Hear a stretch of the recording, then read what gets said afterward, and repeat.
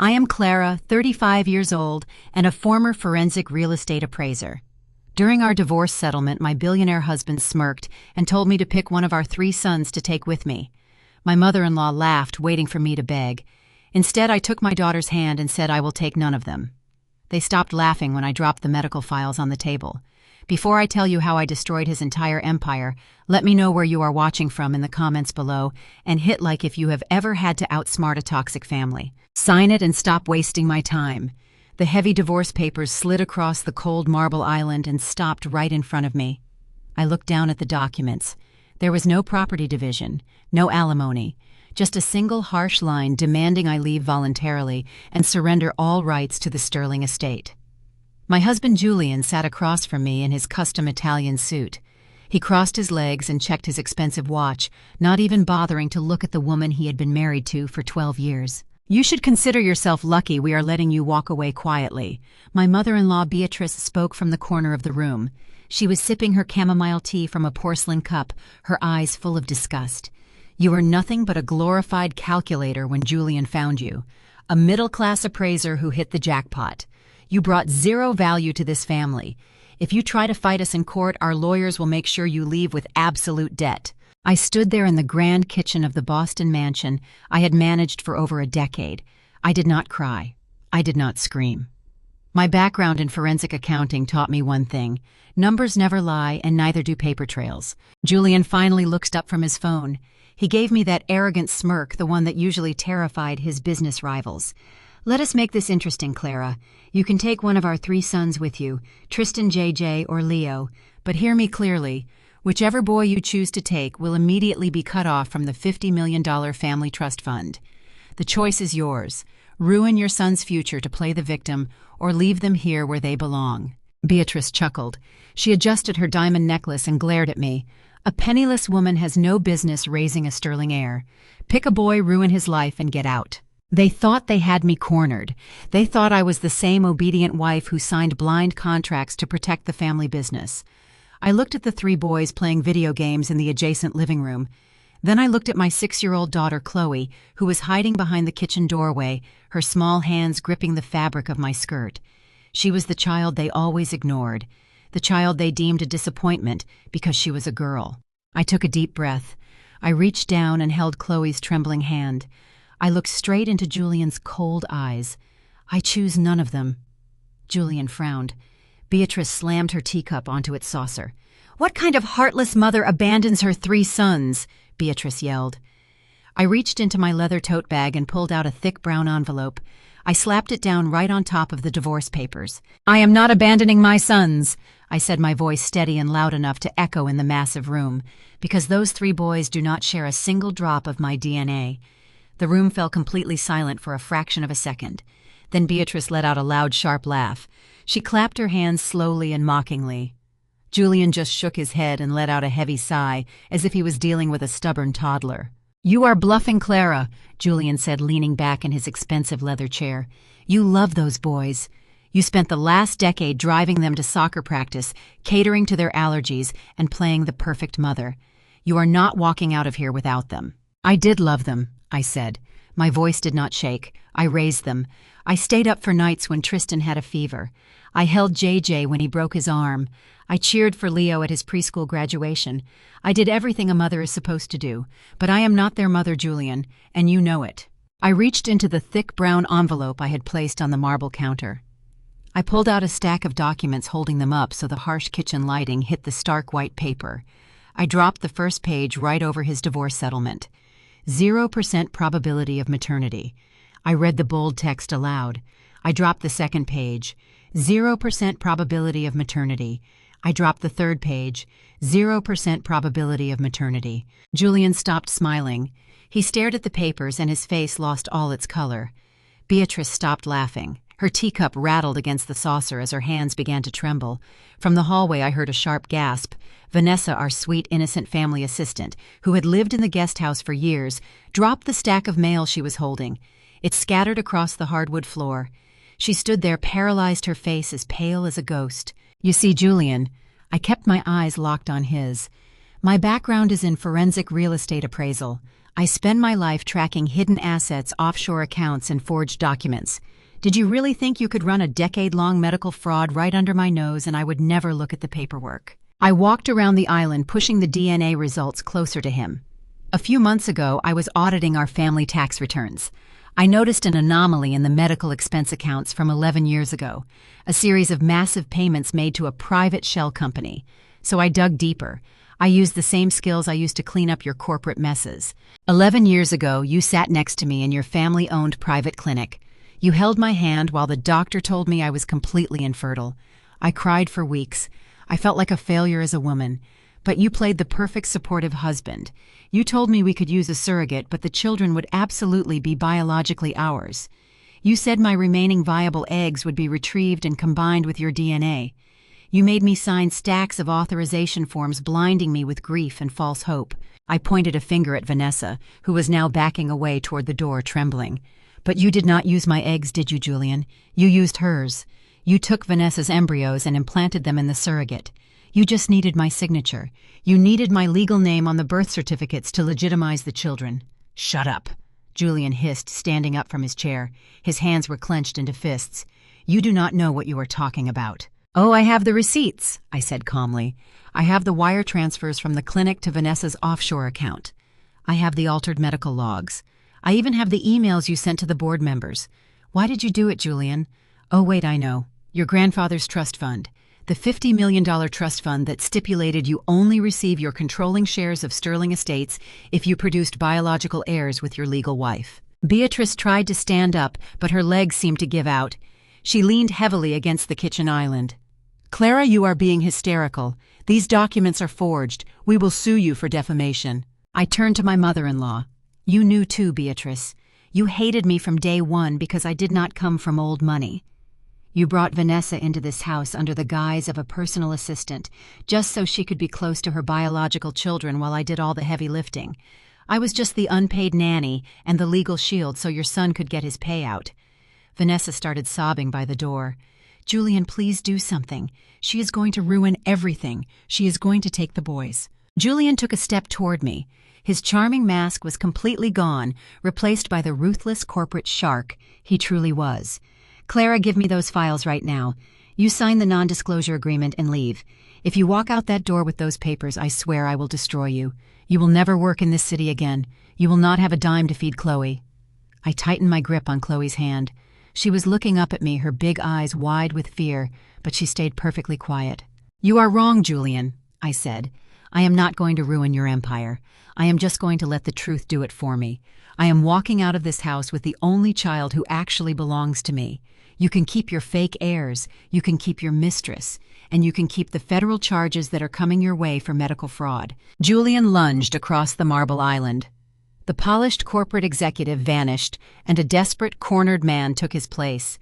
His hand swiped violently at the documents, scattering several pages across the hardwood floor. He grabbed the main folder and gripped it so hard his knuckles turned white. He breathed heavily, staring at me with pure hatred. You think you are so smart, Clara. He spat the words at me. You think you can walk into my house and threaten my family with printed spreadsheets. I will shred these right now. I will hire a dozen lawyers to bury you so deep in litigation you will never see daylight again. No one will believe a bitter ex-wife over the CEO of Sterling Estates. Vanessa collapsed onto her knees. She frantically tried to gather the scattered pages, her hands shaking uncontrollably. Julian, she cried, her voice cracking. The board of directors will find out. The investors will pull out. You promised me I would be safe. You said she would never know. Beatrice clutched her chest and leaned against the wall, gasping for air. Her arrogance had completely evaporated, replaced by genuine panic. I did not flinch. I did not try to fight Julian for the papers. I just watched him standing there, clutching a meaningless folder. I calmly reached into my coat pocket and pulled out my phone. I opened an application, tapped the screen once, and held it up for him to see. Julian looked at the glowing screen. His eyes narrowed and then darted from my phone to the corner of the kitchen ceiling, right above the custom cabinets. I had installed a pinhole camera there 3 days ago, disguised as a smoke detector sensor. What are you looking at, Julian? I asked, keeping my voice dangerously steady. You are looking at a live feed, and it is not saving to a local hard drive that you can just smash into pieces. It is streaming directly to a secure encrypted cloud server. My lawyer already has the access keys. Every word you just said, every threat you just made. Vanessa confessing on the floor. It is all recorded and backed up in real time. The folder slipped from Julian's hand and hit the floor with a soft thud. All the color drained from his face. For the first time in 12 years, the great Julian Sterling was completely speechless. He realized he had just handed me a full recorded confession. I turned away from him and picked up my small suitcase by the door. I looked down at Chloe. She was holding her stuffed rabbit tightly, her eyes wide but incredibly brave. "Are we leaving now, Mommy?" she whispered, looking up at me. "Yes, sweetheart," I said. "We are leaving right now." I took her small hand and walked toward the grand double doors of the mansion. Vanessa was still weeping on the floor. Beatrice could not even look at me. As I reached for the heavy brass door handle, Julian finally found his voice. It was low and filled with absolute venom. "If you walk out that door, Clara, I will freeze every account you have. I will lock you out of the system. You think a cloud server will save you. By tomorrow morning, I will take that little girl away from you, and you will be begging on your knees." I stepped out onto the cold stone porch and looked back at him one last time. "I will see you in court, Julian," I said, "and I will watch your empire burn." The heavy oak door slammed shut behind us, cutting off his voice. As we walked down the long driveway, my phone buzzed in my pocket. A notification popped up on the screen. "Access denied. Bank account frozen." Julian was already making his move. The war had officially begun. The cold night air hit my face as the massive iron gates of the Sterling estate clicked shut behind us. I held Chloe close to my side. We were finally out. But I knew Julian too well to think he would just let me walk away. I pulled out my phone to hail a ride. Before I could even open the application, a barrage of red notifications flooded my screen. Access denied. Primary checking account frozen. Joint credit cards disabled. Julian was not wasting a single second. He was cutting off my financial oxygen, trying to leave me stranded on the street with a 6-year-old child. He wanted me to panic. He wanted me to turn around and beg. Then a single text message appeared on my screen. It was from him. The words were short and venomous. "You think a few DNA papers can actually do anything to me? I own this city, Clara. Tomorrow morning you will lose the daughter you just chose." I stared at the glowing screen. A shiver ran down my spine, but it was not from the cold. He was going to use his wealth, his lawyers, and his power to take Chloe away from me. He wanted to break me completely. I put the phone in my pocket and picked Chloe up in my arms. I did not have $1 to my name right now, but I had the truth. And tomorrow morning, Julian Sterling was going to learn that a woman with nothing left to lose is the most dangerous enemy he could ever make. I did not sleep that night. I sat in the cheap motel room I had rented with emergency cash, watching the door, while Chloe slept on the stiff mattress. When morning came, I knew I had to maintain some sense of normalcy for her. I dressed her in her school uniform and called a rideshare to drop us off at her private elementary school in Back Bay. I thought we were safe for a few hours. I was wrong. The moment the car pulled up to the curb, a blinding flash of light hit the window. Then another, and another. I stepped out of the car holding Chloe tight against my side and was instantly swallowed by a sea of cameras and shouting reporters. "Clara, is it true you abandoned your 3 sons last night?" A man shoved a microphone near my face. "Clara, did you suffer a psychotic break? Are you jealous of your own children?" A woman screamed over the noise of the clicking cameras. I pulled Chloe closer, shielding her face with my jacket. My heart hammered in my chest, but I kept my eyes fixed on the school gates. Julian had mobilized his crisis public relations team before the sun even came up. He was controlling the narrative. He was painting me as the villain to discredit anything I might say later. My phone started vibrating endlessly in my pocket. I managed to push through the aggressive crowd and get Chloe safely inside the school building, handing her over to a terrified-looking teacher. Once the heavy doors closed behind her, I pulled out my phone. My social media feeds and news alerts were completely flooded. The headlines were perfectly crafted to destroy my reputation. Sterling Estates CEO files for divorce as wife, suffers severe mental breakdown. Ex-wife abandons 3 biological sons out of malicious jealousy. Delusional mother leaves billionaire family in midnight rampage. Julian had limitless resources. He bought the tabloids. He bought the social media trending topics. He was burying my truth under an avalanche of perfectly funded lies. They were calling me crazy. A woman who simply snapped and walked out on her own flesh and blood. It was the oldest trick in the billionaire playbook. Discredit the whistleblower so no one believes the whistle. But the public humiliation was only the first phase of his attack. As I walked back down the school steps trying to figure out how to get to my lawyer, a man in a gray suit stepped out from behind a parked van. He did not have a camera.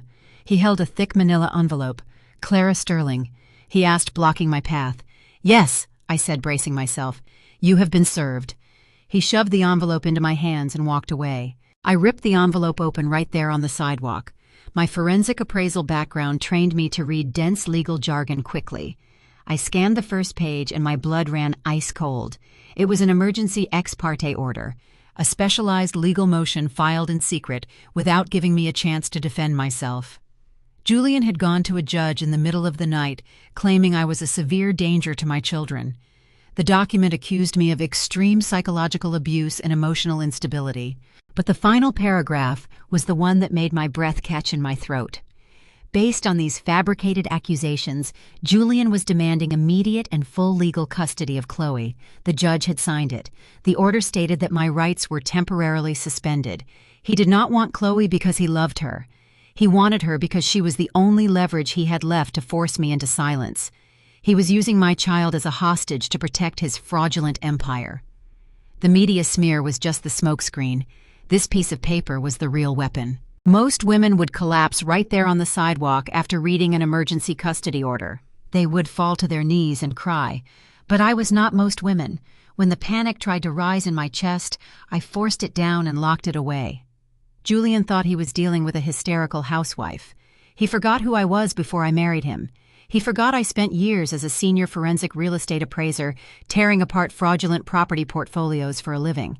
I knew Julian had private investigators on his payroll. He had satellite tracking and enough money to bribe anyone in the city.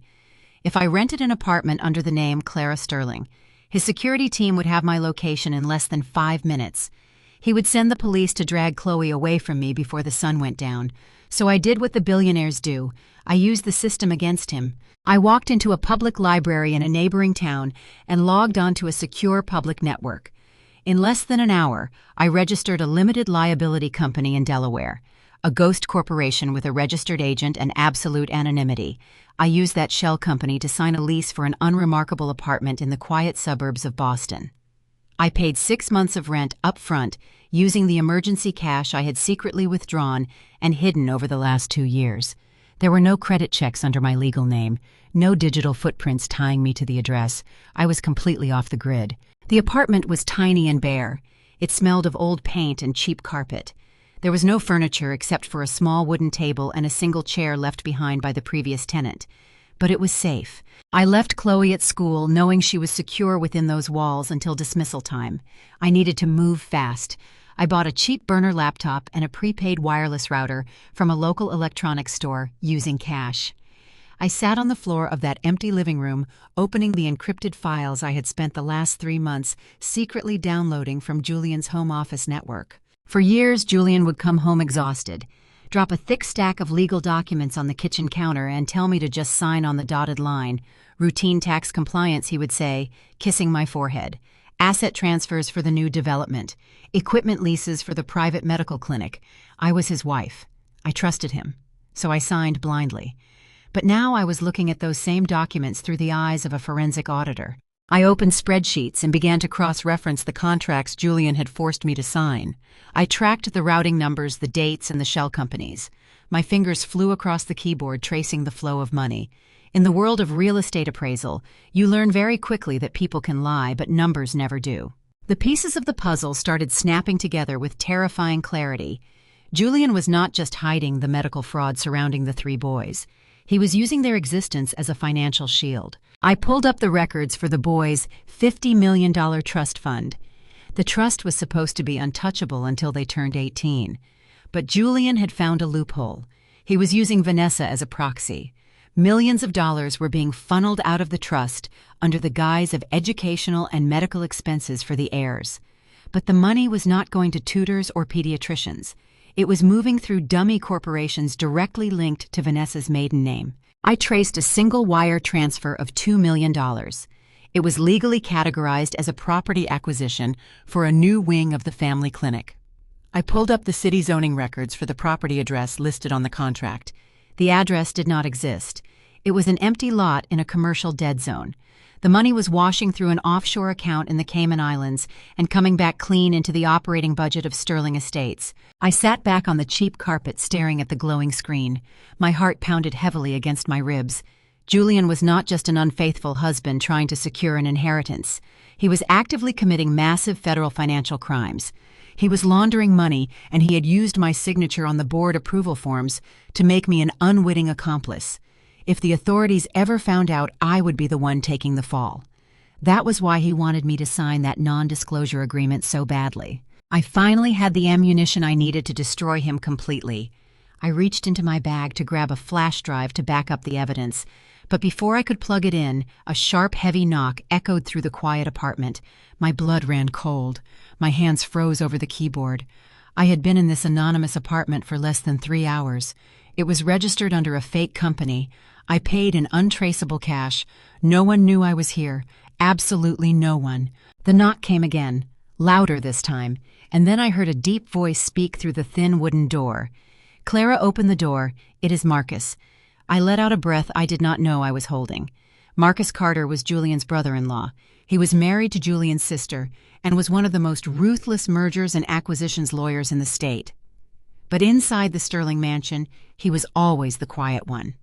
He sat in the corner during family dinners, observing everything and saying nothing. I unlocked the deadbolt and pulled the door open. Marcus stepped inside, his sharp eyes scanning the empty room before landing on my laptop. He did not ask how I rented the place. He just walked over to the small wooden table and tossed a silver USB drive right next to my keyboard. "I am not here on behalf of Julian," he said, his voice low and urgent. "I am here for you, Clara." I stared at him, my mind racing. "Why are you helping me, Marcus? If Julian finds out you are here, he will destroy your career." Marcus let out a bitter laugh. "Julian cannot destroy what is already gone. I am filing for divorce from his sister tomorrow morning. You are not the only one who figured out how sick this family truly is." He pulled out the single chair and sat down, looking me dead in the eye. "For 5 years, I let them use me. I was the highly educated African-American lawyer they paraded around at their corporate galas. I was their diversity token. I was the face they put on their public relations brochures to win city contracts while behind closed doors. Beatrice made sure I never had actual voting rights on the board. They smiled in my face and called me family, while actively trying to strip my equity in the firm. I have been building a federal case against them for a year. You just lit the match a little earlier than I expected." He pointed at the USB drive on the table. "You found the tax anomalies," he said, glancing at the spreadsheets on my screen. "But you are only looking at the surface level, Clara. Plug that drive in." I hesitated for a second before pushing the USB into the side of my laptop. A single folder popped up. I clicked on it, and massive rows of encrypted banking ledgers filled the screen. My eyes widened as I read the sums. 10 million, 50 million. "Julian is not just hiding an IVF fraud," Marcus said, leaning forward.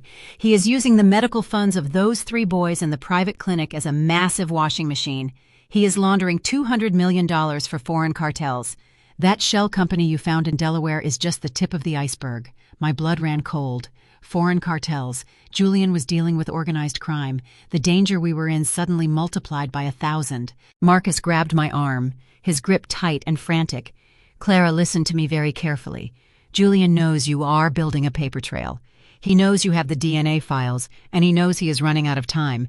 He is a desperate billionaire, and a desperate man with cartel ties will do absolutely anything to survive." I looked at him, the realization hitting me like a freight train.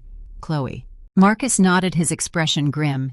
"Julian's private jet is being fueled at the private airstrip right now. He is not waiting for a judge to give him custody.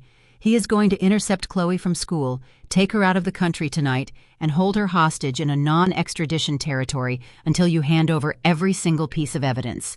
He stood up and grabbed my jacket, tossing it to me. "We have to go get her right now." My heart hammered against my ribs like a trapped bird as we sprinted down the narrow staircase of the apartment building. Marcus threw me the keys to his black sedan, and I did not hesitate. I slid into the driver's seat, starting the engine before my door was even closed. Marcus jumped into the passenger side, pulling out his phone to track Julian flight logs. We tore through the suburban streets. Every red light felt like a physical blow. Every slow-moving truck was a barrier between me and my daughter. I gripped the steering wheel so hard my hands went numb. "How much time do we have?" I asked, pressing the gas pedal closer to the floor. Marcus typed furiously on his phone. "The flight plan was filed 10 minutes ago. Julian Jet is cleared for takeoff in exactly 1 hour. If they get her on that plane, Clara, she is gone. You cannot serve a subpoena in international airspace." I swerved around a delivery van, ignoring the blaring horns behind me. The tires screeched as I took the final turn toward the private elementary school in Back Bay. The grand brick building usually looked like a sanctuary of learning. Today it looked like a fortress I was about to break into. I slammed the brakes, leaving the car parked diagonally across 2 handicapped spaces. I unbuckled my seatbelt and ran. Marcus was right behind me, his heavy footsteps echoing on the pristine concrete walkway. I burst through the heavy double doors of the main entrance. The receptionist at the front desk looked up in shock as I marched past her security checkpoint, completely ignoring the visitor log. "Where is my daughter?" I demanded, my voice echoing off the high vaulted ceilings of the hallway. The receptionist stood up, stammering. "Mrs. Sterling, you cannot just walk in here. Classes are still in session. I am not asking for permission. Where is Chloe?" Before the terrified young woman could answer, the door to the main office opened. Principal Higgins walked out. He was a tall man who always prided himself on the strict rules of his prestigious academy. But right now he looked incredibly nervous. His eyes darted from me to Marcus and then down to the floor. "Clara, please calm down," he said, holding his hands up in a defensive gesture. "You are disrupting the learning environment." I did not stop until I was standing inches from his face. "Bring Chloe to me right now. I am taking her home." Principal Higgins adjusted his tie, swallowing hard. A bead of sweat rolled down his temple. "Clara, that is not possible." My blood turned to ice. "What do you mean it is not possible?" He took a step back, glancing at Marcus, who had now crossed his arms and was staring a hole through the principal. "Beatrice Sterling came by just a short while ago," Higgins said, his voice trembling slightly. "She presented an emergency family authorization form signed by Julian. She said there was a severe medical emergency regarding you, Clara. She had 2 security guards with her. They took Chloe." I felt the floor drop beneath me. "You let my mother-in-law take my 6-year-old daughter," I screamed, the professional facade completely shattering. "I gave you explicit written instructions this morning. I am the only authorized pickup for Chloe, no one else." Higgins puffed out his chest, trying to regain some authority. "Julian is the primary benefactor of this school, Clara. He pays for the new science wing. He provided a court-stamped emergency order. I had no legal right to stop his mother from collecting the child." Marcus stepped forward. His presence was massive and commanding. "Do not lie to me, Higgins," Marcus said, his voice dangerously low. "I know exactly how much Beatrice Sterling transferred into your offshore retirement account last week. You did not release that child because of a court order. You sold her out to a desperate family." Higgins turned pale. "You cannot prove that." "I do not have time for your pathetic excuses." I grabbed the lapels of the principal's expensive suit, pulling him down to my eye level. "How long ago did they leave? Tell me right now, or my next call is to the FBI to report you for child trafficking." Higgins choked on a gasp, his eyes wide with genuine terror. 15 minutes, he stammered. "They left 15 minutes ago in a black SUV. They were heading toward the private airfield." I shoved him backward. He stumbled and fell against the reception desk. I did not waste another second looking at him. I turned on my heel and ran back toward the doors. Marcus was already sprinting ahead of me, pulling his phone to his ear. "We are running out of time," Marcus shouted as we hit the cold outside air. "The airfield is at least a 20-minute drive in current traffic." I threw myself into the driver's seat and slammed the door shut. "Then we are not going to sit in traffic," I said, turning the ignition. I slammed my foot on the gas. The engine roared as we peeled out of the parking lot, leaving a trail of dark tire marks on the pristine pavement. Julian thought he could buy my daughter with a fake court order and a corrupt principal. He was about to find out exactly what happens when a mother is pushed past the point of no return. "Switch seats!" Marcus yelled over the roar of the engine. "I know the evasion routes his security team uses. I know exactly how they drive." I did not argue. I slammed the brakes at a red light and threw the car into park. We scrambled out and swapped places in a matter of seconds. Marcus took the wheel, and before my door was even fully closed, he slammed his foot onto the gas pedal. The heavy sedan launched forward, throwing me back into my seat. We tore onto the interstate highway. The speedometer climbed past 90 miles an hour. The city blur of Boston rushed past us, but my entire focus was locked on the sea of cars ahead. My chest tightened with every passing second. Julian was going to put my 6-year-old daughter on a private plane and take her to a place where American laws could not reach him. He was going to use her as a bargaining chip for my silence. I could not let that happen. There, I pointed a shaking finger toward the far left lane. A massive black SUV with heavily tinted windows was weaving aggressively through the slower traffic. It bore the signature custom license plate frame of Sterling Estates. Julian's security detail was driving. Marcus tightened his grip on the steering wheel. His jaw was clenched so hard a muscle twitched in his cheek. "Hold on tight, Clara," he said, his voice dangerously calm. "I am going to end this right now." Marcus did not just trail them. He accelerated, pushing our sedan to its absolute limit. We closed the distance in a matter of seconds. The driver of the black SUV spotted us in his rearview mirror. He immediately swerved into the middle lane, trying to lose us behind a massive cargo truck. But Marcus was relentless. He cut across 2 lanes of traffic, completely ignoring the blaring horns and screeching tires of the cars around us. We pulled up right alongside the heavy black SUV. Through the dark tinted glass, I could see the shadow of the security driver panicking. "They are heading for the off-ramp," Marcus shouted over the roaring wind. "If they get on that private access road, we lose them. I am going to box them in. Brace yourself." Marcus jerked the steering wheel hard to the right. The heavy side of our sedan slammed violently against the driver's side of the black SUV. The deafening sound of crunching metal filled the air. The impact threw me violently against the seatbelt, but I did not close my eyes. I kept my gaze locked on the back seat of that vehicle where my daughter was trapped. The security driver panicked. He tried to speed up and push us away, but Marcus kept the pressure steady, forcing the massive vehicle toward the concrete barrier of the highway shoulder. Sparks flew into the air as the side of the SUV scraped against the solid concrete wall. The piercing screech of tearing metal and burning rubber was unbearable. With one final aggressive maneuver, Marcus slammed on the brakes and swung the front of our car directly into their path. The SUV had nowhere to go. The driver slammed his brakes, locking the wheels. The heavy black vehicle skidded across the asphalt and crashed hard against the guardrail, coming to a violent smoking halt. I did not wait for our car to fully stop. I ripped my seatbelt off and kicked my door open. I leaped onto the highway shoulder, the smell of burning tires burning my lungs. The security driver stepped out of the SUV, dazed and reaching for his radio. Marcus was out of our car in a flash. He charged the driver, tackling him hard against the hood of the crushed vehicle. Marcus pinned the man down effortlessly, neutralizing the only physical threat. I ran straight to the back passenger door of the SUV. I grabbed the handle and yanked it open with every ounce of strength I had left in my body. Inside the luxurious leather cabin, Vanessa was pressed against the far door. She was clutching Chloe tightly to her chest. My little girl was sobbing, her face red and stained with tears. She looked completely terrified. "Mommy!" Chloe screamed, reaching her small arms out toward me. "Let her go, Vanessa!" I demanded, my voice echoing over the roar of the highway traffic. Vanessa looked at me with wild, desperate eyes. "You cannot take her, Clara. Julian will kill me if I let you take her. He needs her." I did not waste time arguing with a woman who had helped steal my life. I lunged into the back seat. I grabbed Vanessa by the collar of her expensive silk blouse and shoved her hard against the window.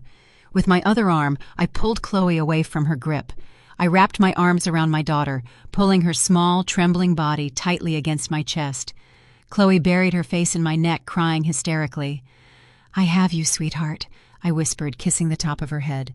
"Mommy has you. You are safe." I stepped back out onto the highway holding my daughter. I turned around, fully intending to walk back to our car and drive far away from this nightmare.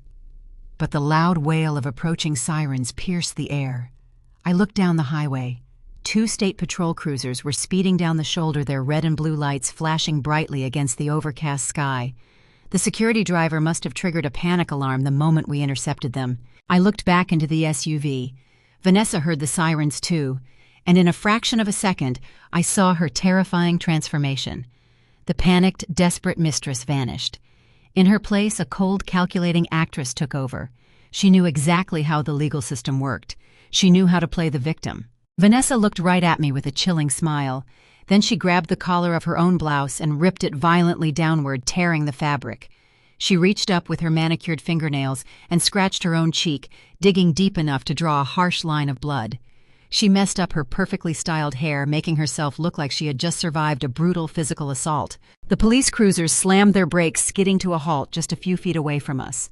4 state troopers jumped out of their vehicles, their hands resting heavily on their holsters. Before I could even open my mouth to explain, Vanessa threw herself out of the SUV. She fell onto the asphalt, scraping her knees intentionally. She looked up at the officers with tears streaming down her face, the fresh blood dripping down her cheek. "Help me!" Vanessa screamed at the top of her lungs, pointing a shaking finger directly at me. "Please help me, officers.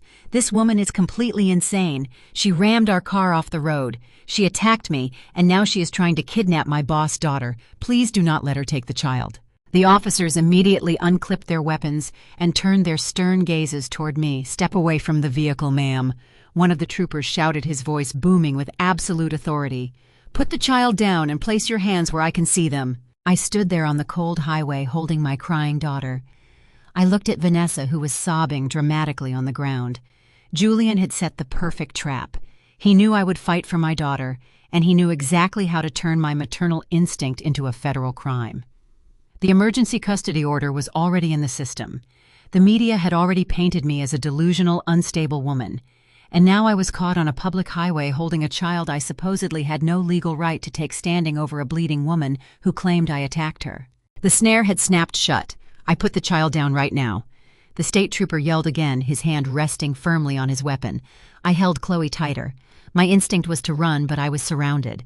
I knew how the American legal system worked. Any sudden movement, and they would view me as a violent threat. I slowly knelt on the rough asphalt and set Chloe on her feet. "Mommy, no," Chloe sobbed, clinging to my jacket. I kissed her forehead, my heart shattering into a million pieces.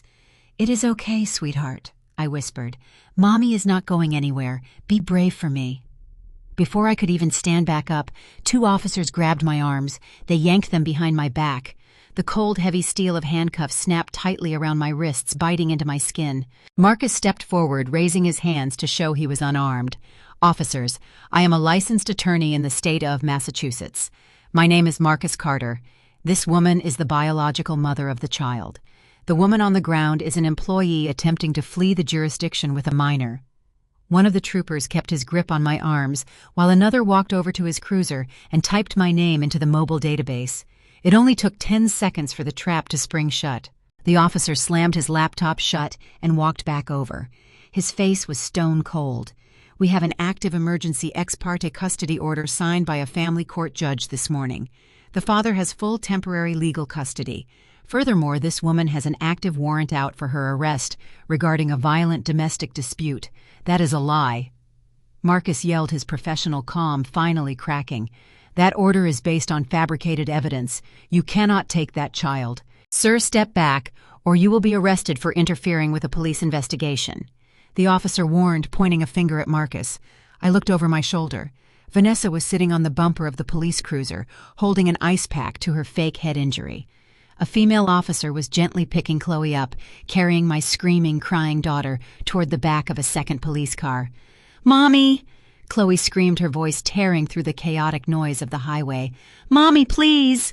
I fought against the officers, gripped my body, acting on pure maternal panic. "Chloe!" I screamed back. "Chloe, do not be afraid. I am coming for you. Stop resisting." The officer barked, shoving me hard against the side of the cruiser. "You are under arrest for felony kidnapping, child endangerment, and aggravated assault. You have the right to remain silent. Anything you say can and will be used against you in a court of law." I stopped struggling. I let the cold reality wash over me. Julian had won this round. He used the legal system like a loaded gun, and he just pulled the trigger. They pushed my head down and shoved me into the back of the police cruiser. The heavy metal door slammed shut, sealing me in a claustrophobic cage of hard plastic and thick plexiglass. Through the window, I watched Marcus standing on the highway. He was not looking at me. He was staring at the black SUV, memorizing the license plates, the officers' badge numbers, and the exact timeline of events. He gave me one subtle nod before the cruiser sped away. It meant he was not giving up. The ride to the precinct was a blur of flashing lights and suffocating silence. When we arrived, I was dragged through the cold, sterile halls of the county jail. They took my fingerprints. They made me stand against a white wall while a camera flashed, capturing the mugshot of a disgraced billionaire wife. They stripped me of my jacket, my shoes, and my dignity, trading them for a standard-issue orange jumpsuit. The heavy steel door of the holding cell slammed shut behind me. The loud mechanical click of the lock echoed off the damp concrete walls. I was entirely alone. There was no bed, just a solid metal bench bolted to the floor and a stainless steel toilet in the corner. The air smelled of bleach and despair. Any normal person would have broken down right there. They would have curled up into a ball on the freezing floor and cried until their lungs gave out. But as I sat on that cold metal bench, I did not shed a single tear. I closed my eyes and engaged my analytical mind. Julian thought he was punishing me. He thought throwing me in a cage would break my spirit and make me compliant. But he made one critical miscalculation. A cornered animal is dangerous, but a cornered woman who knows exactly how to read a financial ledger is lethal. He just bought himself a few hours of time, but he also guaranteed his own absolute destruction. Hours passed. The fluorescent lights overhead buzzed with a maddening rhythm. Finally, the heavy cell door clanged open. A female guard stood in the doorway holding a set of keys. "Inmate, get up," the guard ordered.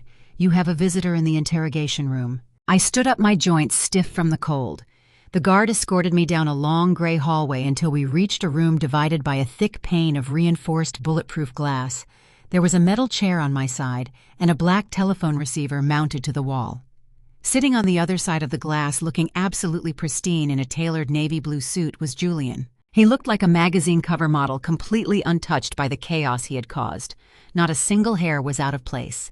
He watched me walk in wearing my oversized orange jumpsuit, and a cruel, satisfied smirk spread across his face. I sat down on the metal chair and picked up the heavy telephone receiver. Julian picked up his receiver. His voice came through the earpiece, smooth and dripping with artificial sympathy. "Hello, Clara," he said, leaning back in his chair. "Look at you. I told you not to walk out that door. I told you what would happen if you tried to fight me. Where is Chloe?" I asked, my voice dead and emotionless. "She is perfectly safe." He smiled. "She is back at the estate. Vanessa is reading her a bedtime story right now. They are getting along wonderfully." My grip on the phone tightened until my knuckles turned white, but I kept my face completely blank. "You are facing 10 years in a federal penitentiary, Clara." Julian continued, his tone shifting into a sharp, business-like cadence. "Felony kidnapping, aggravated assault, grand theft auto. The prosecutor is a very good friend of mine. He is going to push for the maximum sentence. You will lose the best years of your life in a concrete box, and Chloe will grow up calling Vanessa her mother." He leaned closer to the glass, placing his manicured hand against the thick pane. "But I am a reasonable man," Julian whispered. "I have my lawyers drafting a new settlement right now. Sign the transfer of all corporate shares currently in your name over to Vanessa. Hand over the USB drive and every single piece of medical and financial evidence you stole from my office. Do that, and I will personally call the district attorney to drop all charges. You can walk out of here tomorrow morning with a modest allowance, and we can pretend none of this ever happened." He sat back, crossing his arms, waiting for me to break. He was waiting for the tears. He was waiting for the desperate pleas of a defeated mother begging for her child. Instead, I slowly lifted my head. I looked straight into his arrogant eyes. And then I smiled. It was not a forced smile. It was a cold, chilling smile that reached all the way to my eyes. Julian frowned. His confident posture faltered for a fraction of a second.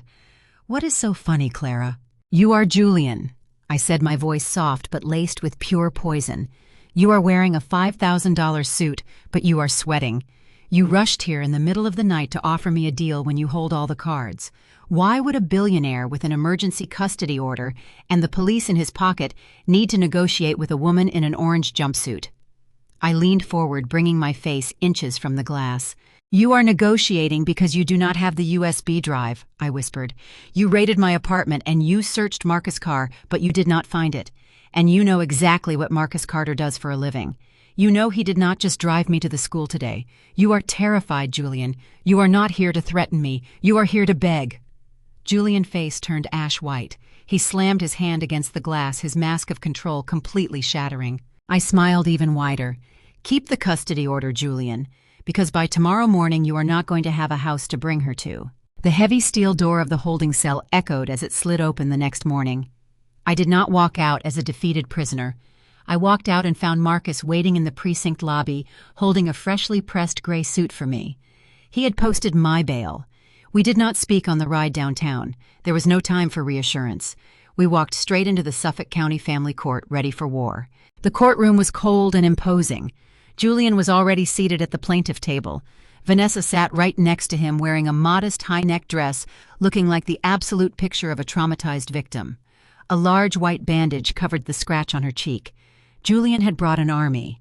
3 high-priced corporate litigators sat beside him, their briefcases overflowing with fabricated evidence. I sat down at the defense table. I had one lawyer, but Marcus Carter was the only lawyer I needed. Judge Harrison entered the room and banged his gavel. He was a strict, no-nonsense judge who had a reputation for zero tolerance when it came to child endangerment. Julian had chosen this jurisdiction on purpose. Before I could even take a breath, Julian-led attorney, a ruthless corporate bulldog named Donovan, jumped to his feet. He did not waste a single second. "Your Honor, we are dealing with a highly dangerous and severely unstable individual." Donovan boomed, his voice filling the silent courtroom. He walked over to the judge bench and slapped down a stack of glossy 8x10 photographs. "These pictures were taken yesterday afternoon on the interstate." Donovan pointed aggressively at the photos. The respondent, Clara Sterling, engaged in a violent, unprovoked attack on an innocent family employee. She rammed a 2-ton vehicle off a high-speed highway, putting the life of a 6-year-old child in absolute jeopardy. Then she physically assaulted my client assistant, tearing her clothes and drawing blood. Vanessa buried her face in her hands, letting out a quiet, theatrical sob. Julian wrapped a protective arm around her shoulder, looking up at the judge with the perfectly crafted expression of a grieving husband. Donovan paced back and forth in front of our table. Clara Sterling abandoned her 3 biological sons 2 nights ago in a fit of inexplicable rage. She packed a bag, stole her youngest daughter, and fled. When a court order was rightfully issued to return the child, she resorted to domestic terrorism on a public highway. Judge Harrison flipped through the photographs. His expression darkened with every page. He looked down at me over his glasses, his eyes full of harsh judgment. "What exactly are you asking for, Mr. Donovan?" The judge asked, his tone signaling bad news for my side. "We are not just asking for a permanent revocation of all maternal rights, Your Honor," Donovan said, stopping right behind Julian's chair. "Mrs. Sterling is suffering from a severe psychotic break. She has deluded herself into believing a wild conspiracy theory that her 3 biological sons do not belong to her. She is a massive flight risk and a lethal danger to society. We are requesting an immediate involuntary psychiatric commitment. We want her remanded to a secure mental health facility today before she kills someone." The courtroom fell completely silent. The trap was perfectly executed. Julian did not just want to take my daughter. He wanted to lock me inside a psychiatric ward. Once I was declared legally insane, every single piece of financial evidence I had against him would be completely dismissed as the rambling of a lunatic. The offshore accounts, the cartel money, the IVF fraud, all of it would vanish. Julian looked across the aisle. He gave me that same arrogant smirk he wore in the jail visiting room. He thought he had already won. He thought the photos and the high-priced legal theater were the final nails in my coffin. I did not cry. I did not scream that I was being framed. I sat perfectly still, folding my hands on the wooden table. I looked at Julian and let my silence unnerve him. Marcus stood up. He buttoned his suit jacket slowly. He did not yell. He did not panic. He spoke with the cold, lethal precision of a man who dismantles billion-dollar corporations before breakfast. "Are you finished, Mr. Donovan?" Marcus asked, his voice calm but sharp as a razor. "Because if you are done presenting this terrible community theater performance, my client and I have some actual evidence to show the court. Your Honor, I ask that you direct your attention to the primary monitor on your desk." Marcus said, his voice steady and echoing across the quiet courtroom. "Mr. Donovan claims my client is a violent, unhinged woman. He has presented selective still photographs taken by police officers after the fact. But my vehicle is a custom corporate sedan. It is equipped with a 360-degree high-definition dash cam that records both video and audio on a continuous loop. I have submitted the raw, unedited footage to the court clerk. Let us watch what actually happened on that highway." The large screens mounted on the courtroom walls flickered to life. Julian frowned. Donovan suddenly looked very nervous, gripping the edges of his table. The video started playing. It showed the high-speed chase, and the moment my car boxed in the Sterling security vehicle.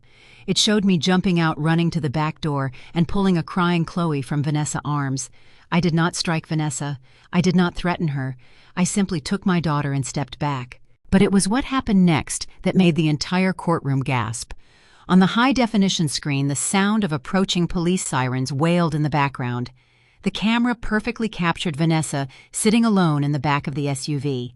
The courtroom watched in absolute silence as Vanessa looked out the window, checked to see how close the police were, and then smiled a terrifying, calculated smile. They watched her grab the collar of her own expensive silk blouse and rip it violently downward. The sound of tearing fabric echoed through the courtroom speakers.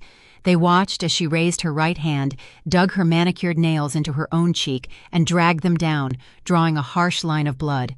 She frantically messed up her hair, took a deep breath, and threw herself out of the vehicle onto the asphalt just as the police cruisers pulled up. "Help me!" Vanessa's voice shrieked from the video playback, a stark contrast to her current quiet demeanor. "She attacked me. She is trying to kidnap my boss daughter." The video ended and the screen went black. The silence in the courtroom was deafening. It was so quiet you could hear the air conditioning humming. Julian's face was completely drained of blood. His jaw was clenched so tight I thought his teeth might shatter. Vanessa was trembling, her hands gripping the table as she stared at the blank screen in absolute horror. The bandage on her cheek suddenly looked like a neon sign broadcasting her perjury. Donovan stood up, his face flushed red. "Your Honor," he stammered, wiping sweat from his forehead. "We were not aware of this footage. We relied on the police report and the victim statement." Judge Harrison slammed his gavel down so hard it echoed like a gunshot. "Do not play games with me, Mr. Donovan." The judge roared, his face turning purple with rage. "You came into my courtroom requesting an emergency psychiatric hold on a mother based on fabricated evidence and staged injuries. You had me sign an ex parte order based on perjury. This is a severe violation of the court." Marcus did not give them a second to breathe. He stepped right over their panic and kept the pressure on. "That handles the assault charge, Your Honor," Marcus said smoothly, adjusting his suit jacket. "Now let us address the claim that my client is suffering from a psychotic break." Opposing counsel stated that Clara Sterling is delusional for abandoning her 3 biological sons. They want her locked in a psychiatric ward because she claims those boys are not hers. Marcus turned and pointed directly at Julian. "But my client is not delusional. She is a victim of one of the most egregious medical frauds in the history of this state. The boys are not hers. And to prove it, the defense calls Dr. Gregory Lang to the stand." Julian's whole body jerked. He tried to stand up, but one of his junior lawyers frantically pulled him back down. The heavy wooden doors at the back of the courtroom swung open. Dr. Lang, a prominent fertility specialist who had run the private Genesis clinic for years, walked down the aisle. He looked exhausted and terrified. Marcus had found him late last night and offered him a choice: testify under federal immunity or go to prison for the rest of his life. He chose immunity. Dr. Lang took the stand and placed his hand on the Bible, swearing to tell the whole truth. "Dr. Long," Marcus began pacing slowly in front of the witness box. 11 years ago, you treated my client Clara Sterling for infertility. Is that correct?" "Yes." Dr. Lang replied, his voice shaking into the microphone. "And you told her that she was completely infertile. You advised her that her only option was to extract her remaining viable eggs, fertilize them with her husband's sperm, and use a surrogate. You had her sign dozens of consent forms explicitly stating that any child born from this process would be genetically hers. Is that true?" "It is true," Dr. Lang whispered, looking down at his hands. Marcus stopped pacing. He turned and looked directly at the judge. "Did you use Clara Sterling eggs, Dr. Lang?" Marcus asked, his voice booming through the room. Julian lawyer jumped up. "Objection, Your Honor. This is a family court custody hearing, not a medical malpractice tribunal. This testimony is highly prejudicial and completely irrelevant." Judge Harrison glared at Donovan. "Overruled. If your client committed fraud to produce the children in question, it goes directly to his fitness as a parent and the mental state of the mother. Sit down, Mr. Donovan." The judge turned to the witness. "Answer the question, doctor." Dr. Lang swallowed hard. "No, I did not use Clara Sterling eggs. Julian Sterling paid me $2 million through an offshore shell company. He instructed me to discard Clara eggs entirely. He brought in another woman. We extracted her eggs, fertilized them with Julian's sperm, and implanted those embryos into the surrogate. And who was the genetic mother of those 3 boys?" Marcus asked, pointing a finger toward the plaintiff table. Dr. Long looked up directly at the woman sitting next to Julian. It was Vanessa. She provided the eggs for all 3 procedures over the years. Clara Sterling has absolutely no genetic connection to Tristan JJ or Leo. She was just used as a legal placeholder on the birth certificates to secure the family trust fund. The courtroom erupted into chaos. Reporters in the back row began typing frantically on their phones. Julian buried his face in his hands. Vanessa was openly sobbing, her perfect victim facade entirely destroyed. Marcus walked over to his briefcase and pulled out a thick stack of sealed documents. He handed them to the bailiff, who passed them up to the judge. "Your Honor, I am submitting the official certified DNA test results conducted by an independent federal laboratory," Marcus stated clearly. 0% probability of maternity for my client Clara Sterling. 99.9% probability of maternity for Vanessa, the supposed family assistant sitting right there. Judge Harrison flipped through the DNA results, his eyes scanning the pages in disbelief. He looked up at Julian with an expression of pure, unadulterated disgust. Marcus pressed the final button on the detonator. What Julian Sterling and Vanessa did is not just a betrayal of marriage. Marcus said, his voice carrying the weight of absolute authority. In the United States, fraudulent embryo transfer and non-consensual genetic manipulation is a federal crime. It is classified as medical battery wire fraud and criminal conspiracy. Julian Sterling forced my client to raise his mistress' children under the guise of medical treatment. He manipulated her body, her mind, and her legal standing to steal $50 million from his grandfather trust. Marcus turned back to the judge. "Clara Sterling did not suffer a psychotic break, Your Honor. She uncovered a massive federal crime syndicate operating inside her own home. She took her only biological daughter and fled for her life. And Julian Sterling abused the power of this very court to try and silence her." Judge Harrison took off his glasses and rubbed the bridge of his nose. The atmosphere in the room had shifted entirely. The power dynamic was completely shattered. Julian high-priced lawyers were packing their briefcases, looking for a way to exit the building before the federal agents arrived. They knew this was no longer a custody dispute, it was a crime scene. "Mr. Donovan," Judge Harrison said, his voice dangerously quiet, "you have exactly 10 seconds to explain to me why I should not have your client arrested for perjury and fraud right here in my courtroom." Donovan stood frozen. He looked at the judge and then at Julian. He had no legal defense for what had just been exposed. "Your Honor, I have nothing to say," Donovan whispered, packing his briefcase.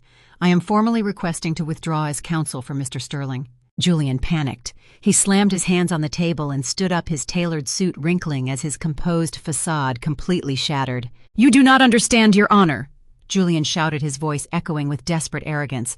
"I had to do it. You do not know the pressure of carrying a legacy. My grandfather built Sterling Estates from the ground up. The trust fund explicitly required biological male heirs to secure the voting shares. Clara was infertile. She could not give me the strong, healthy sons my family needed. She is a woman who came from nothing. She did not understand what it takes to protect a dynasty. I was protecting my bloodline. I did what any man in my position would do to secure his family future." The courtroom collectively gasped at his blatant lack of remorse. He did not see Clara as a human being. He saw her as a defective incubator and a legal loophole.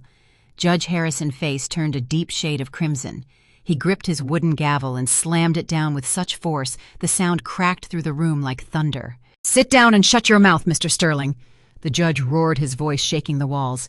"I have sat on this bench for 30 years, and I have never witnessed such a vile, narcissistic display of manipulation. You did not protect a bloodline.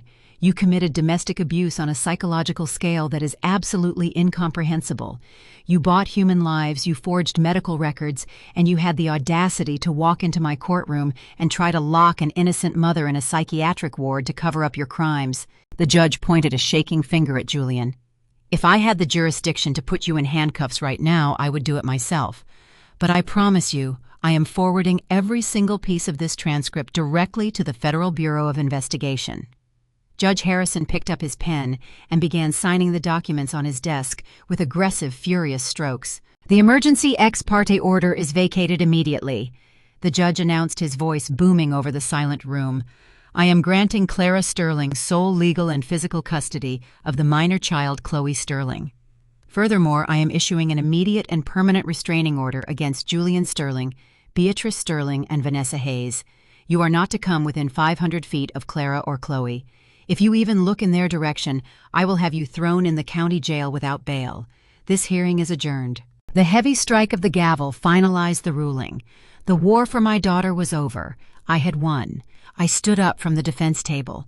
My legs felt weak, but Marcus placed a steady hand on my shoulder. We walked down the center aisle of the courtroom, leaving Julian and his ruined mistress behind us. When we stepped out into the bright marble hallway of the courthouse, I took a deep breath. The air tasted like freedom. But before we could reach the elevators, the heavy courtroom doors swung open. Julian stormed out, his face red with humiliation and rage. His lawyers were gone. Vanessa was nowhere to be seen. He was entirely alone, but his ego refused to die. He marched right up to the invisible boundary of his newly issued restraining order and glared at me. "You think you won?" Clara. Julian spat, his voice dripping with venom. "You put on a great show in there. You got the kid. Congratulations. But you are forgetting one very important detail." He straightened his jacket, trying to regain some semblance of his billionaire persona. "I still have the empire," Julian sneered. "I still have the company, the properties, and the trust fund. You can take the girl and run off to whatever miserable little apartment you rented. But at the end of the day, I am still Julian Sterling, and you are still just a penniless woman with absolutely nothing." I stopped walking. I did not get angry. I did not yell. I simply raised my left arm and looked down at my watch. The second hand ticked smoothly across the dial. "It is exactly 11 o'clock in the morning, Julian," I said, my voice completely calm and devoid of any emotion. Julian frowned, looking confused. "What does that have to do with anything?" I looked up, locking my eyes with his. "It means the stock market has been open for an hour and a half." I smiled a cold, razor-sharp smile. "You might want to pull out your phone and turn on Bloomberg Financial to see exactly how your empire is burning." Julian reached into his pocket and pulled out his phone. His fingers swiped frantically across the screen, opening his financial news application. I watched his eyes scan the top headlines. The confusion on his face only lasted for a fraction of a second before it melted into pure, unadulterated terror. His phone started vibrating uncontrollably in his hand. Call after call poured in. His board of directors, his chief financial officer, his crisis management team. He ignored all of them, his eyes glued to the scrolling red numbers on his screen. Sterling Estates stock was in an absolute freefall. It had plummeted 60% in less than an hour. Billions of dollars in market value were being wiped out while he was sitting inside a courtroom trying to destroy my life. "What did you do?" Julian whispered, looking up at me. His hands were shaking so badly he almost dropped his expensive phone onto the marble floor. "I did what you taught me to do, Julian," I said, keeping my voice calm and steady. "I audited the company." While Julian was busy coordinating with corrupt principals and manipulating family court judges, Marcus and I were executing a much bigger plan. When Marcus visited me in the holding cell the night before, we did not just discuss my bail. He brought his encrypted tablet. I gave him the master passwords to the offshore shell companies and the digital footprints I had traced from the family trust fund. We did not take that information to a local police precinct. Julian had enough money and influence to delay local authorities for years. We bypassed the city entirely. Marcus used his high-level corporate clearance to transmit the entire forensic accounting dossier directly to the Securities and Exchange Commission and the Financial Crimes Division of the Federal Bureau of Investigation. We handed the federal government a perfectly packaged map of Julian money laundering operations. The cartel wire transfers, the fake real estate acquisitions, the phantom clinics. It was all there, meticulously documented with Julian's signature on every single approval form. The story broke right when the stock market opened. Major financial networks were broadcasting the scandal live across the country. They were not talking about a messy high society divorce. They were talking about the largest corporate fraud investigation of the decade. The breaking news banners on Julian's phone read, "Sterling Estates CEO investigated for massive international money laundering ring. Federal agents moved to freeze all corporate assets. You destroyed everything." Julian gasped, his voice cracking as he stared at the massive red lines diving downward on his screen. "The board will strip my voting rights. The banks will call in our loans immediately. We are completely bankrupt." "No, Julian." I corrected him, taking a step closer so he could hear every single word clearly. "You are completely bankrupt. I am completely free." Julian looked like a man who had just been shoved out of an airplane without a parachute. The empire he loved more than his own flesh and blood was burning to ashes right in front of his eyes. He tried to speak, but the words caught in his dry throat. He looked around the courthouse hallway as if expecting his security team to swoop in and save him, but there was no one left. His high-priced lawyers had abandoned him. His investors were fleeing. His legacy was dead.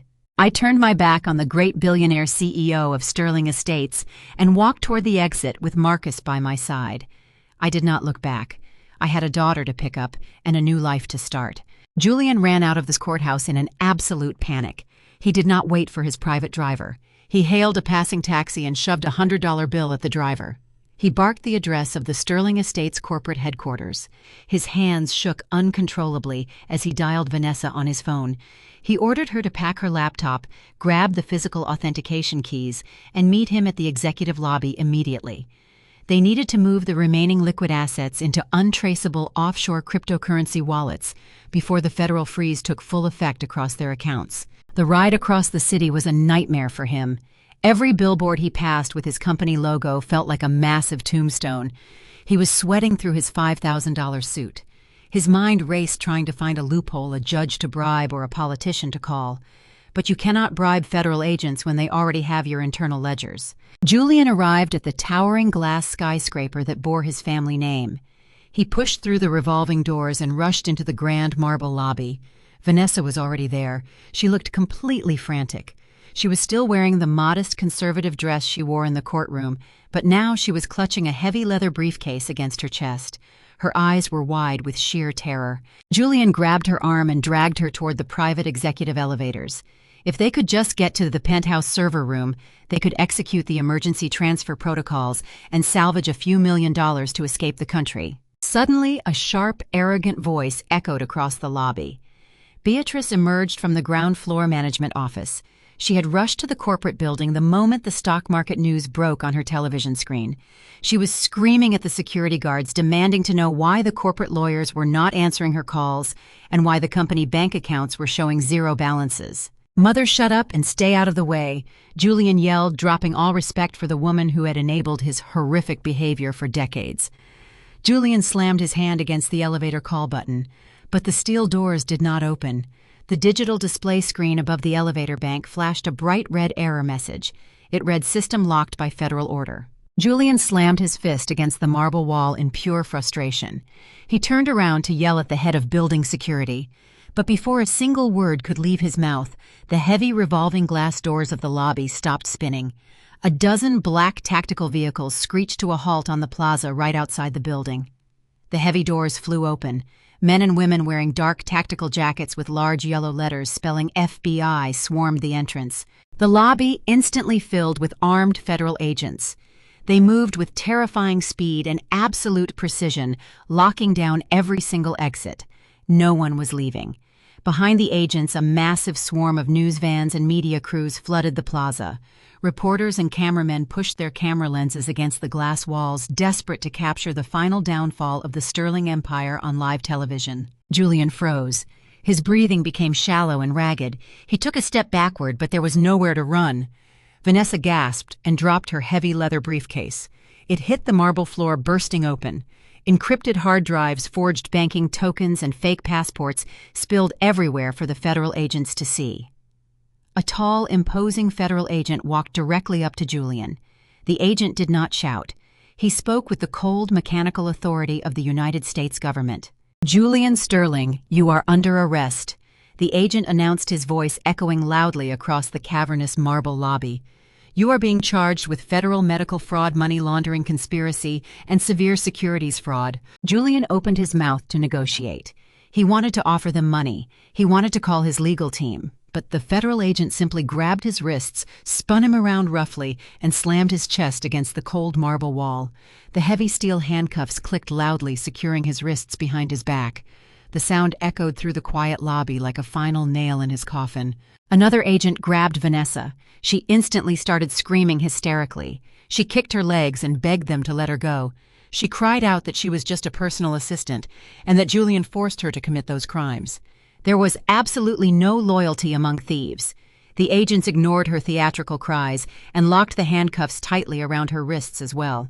Camera flashes exploded from outside the glass walls, illuminating the lobby like a lightning storm. Dozens of reporters captured the mighty Julian Sterling being marched out of his own building in handcuffs.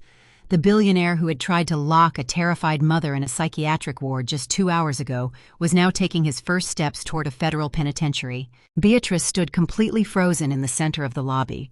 She watched her golden son, the precious heir she had sacrificed my mental health and my daughter's future to protect, being dragged away like a common street criminal.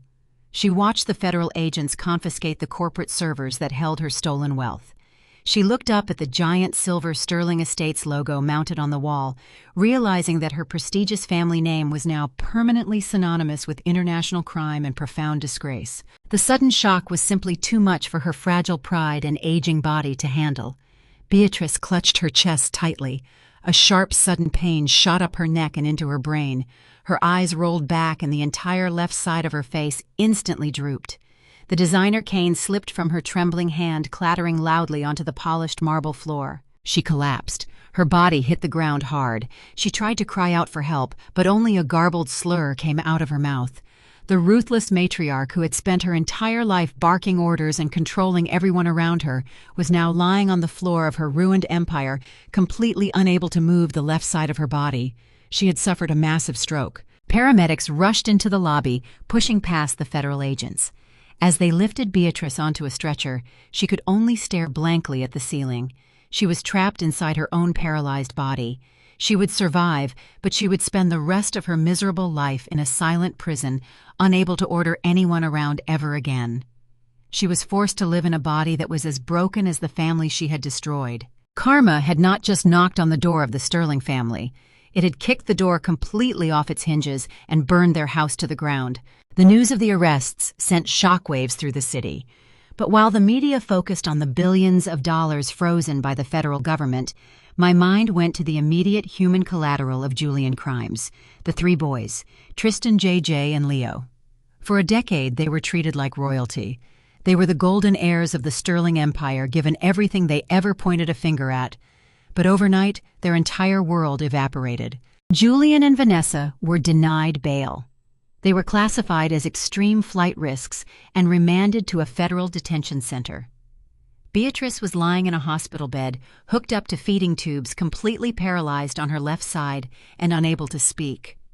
The grand Sterling mansion was locked down and seized by federal marshals as proceeds of criminal activity.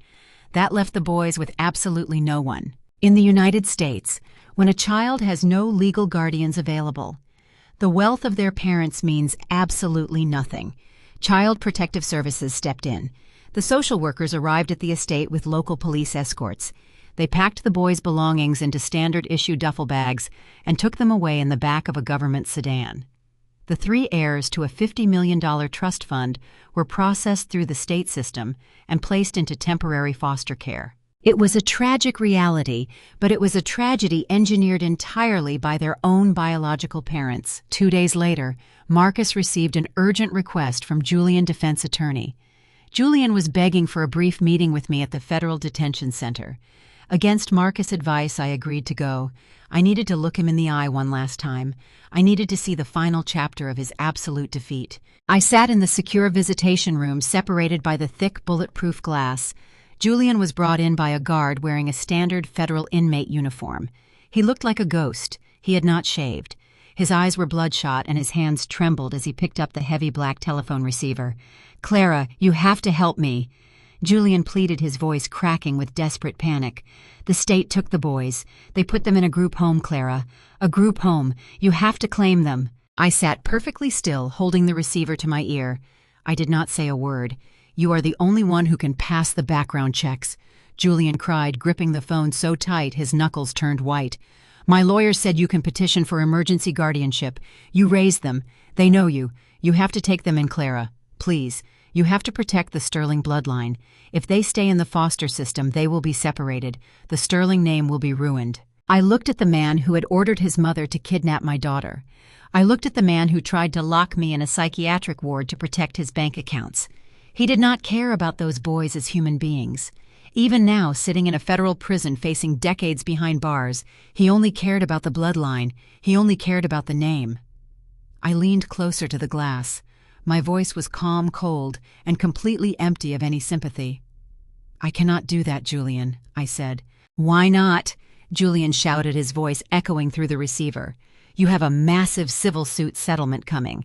You have the resources. Why would you abandon them? Because I am just a middle-class appraiser who hit the jackpot," I replied, echoing the exact words his mother had spat at me on the day he handed me the divorce papers.